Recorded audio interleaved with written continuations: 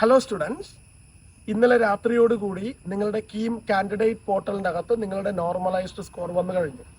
ഇന്നലെ രാത്രി മുതൽ ഇന്ന് രാവിലെ വരെ നിരന്തരമായിട്ട് കുട്ടികൾ എന്നോട് ചോദിച്ചുകൊണ്ടിരിക്കുവാണ്, സർ കഴിഞ്ഞ ദിവസം ഞാൻ ചെക്ക് ചെയ്യുമ്പോൾ എൻ്റെ സ്കോർ 20 എബോ ആയിരുന്നു, ഇന്ന് നോർമലൈസ്ഡ് സ്കോർ വന്നപ്പോൾ അത് 10ൽ താഴേക്ക് പോയിരിക്കുന്നു എന്നുള്ളത്.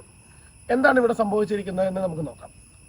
കീം പ്രോസ്പെക്ടസിൽ അവർ കൃത്യമായി പറഞ്ഞിരിക്കുന്നത്, കുട്ടി ക്വാളിഫൈ ചെയ്യണമെങ്കിൽ നോർമലൈസ്ഡ് സ്കോർ എന്ന് പറയുന്നത് മിനിമം 10 എബോ കിട്ടണം എന്നുള്ളതാണ്.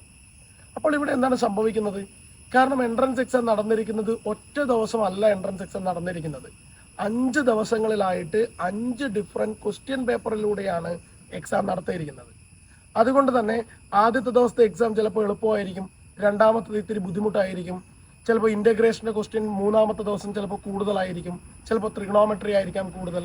ഇങ്ങനെയുള്ള ഡിഫറെൻറ്റ് ക്വസ്റ്റ്യൻ പേപ്പറുകൾ ആയതുകൊണ്ട് തന്നെ കുട്ടികളുടെ ഈ എല്ലാ ക്വസ്റ്റ്യൻ പേപ്പറിനെയും നമ്മൾ നോർമലൈസ് ചെയ്യുന്ന ഒരു മെത്തേഡാണ് ഇവിടെ അപ്ലൈ ചെയ്തിരിക്കുന്നത്. അതൊരു സോഫ്റ്റ്വെയർ ചെയ്യുന്നതാണ്. ആ സോഫ്റ്റ്വെയർ ഉപയോഗിച്ചിട്ട് അവരെന്ത് ചെയ്യുന്നു? ഇതിനെല്ലാത്തിനെയും ഒരു ഈക്വൽ ബേസിലേക്ക് കൊണ്ടുവരുന്നു. അതുമാത്രമല്ല, എക്സാം നടന്നിരിക്കുന്നത് 600-ലാണ്, അതിനെ അവർ 300-ലേക്ക് മാറ്റുകയും ചെയ്തു. അതുകൊണ്ടാണ് നിങ്ങളുടെ മാർക്ക് കുറഞ്ഞു പോയേക്കുന്നത്. ഇനി ഇത് തന്നെ എവിടെയും വരുന്നു. നിങ്ങൾ ഇനി +2 മാർക്ക് 2 ദിവസം കഴിയുമ്പോൾ +2 മാർക്ക് നിങ്ങൾ എൻ്റർ ചെയ്ത് കൊടുക്കുമ്പോഴും +2 പല സിലബസുകളിലാണ് കുട്ടികൾ എഴുതുന്നത്. കേരള സ്റ്റേറ്റ് സിലബസിലാണെങ്കിൽ ഫിസിക്സ്, കെമിസ്ട്രി, മാത്തമാറ്റിക്സ് എന്നീ സബ്ജക്റ്റുകൾക്ക് 120 മാർക്കാണ്. അപ്പോൾ ടോട്ടൽ 360-ലാണ് മാർക്ക്. എന്നാൽ CBSE, ICIC സിലബസുകാർക്ക് 100-ൽ വെച്ചിട്ട് 300-ലാണ് മാർക്ക്. അപ്പോൾ ഇവിടെയും ഒരു ചെറിയൊരു സ്കെയിൽ ഡിഫറൻസ് ഉണ്ട്. അവിടെയും അവരെന്ത് ചെയ്യുന്നു? എല്ലാ ആളുകളുടെ മാർക്കിനെയും ഒരു നോർമലൈസ്ഡ് സ്കെയിലിലേക്ക് കൊണ്ടുവരുന്നു. ഈ 2 മാർക്കും കൂടി യോജിപ്പിച്ചിട്ടാണ് കീമിൻ്റെ എന്ത് ചെയ്യുന്നത്? റാങ്ക് ലിസ്റ്റ് പ്രിപ്പയർ ചെയ്യുന്നത്.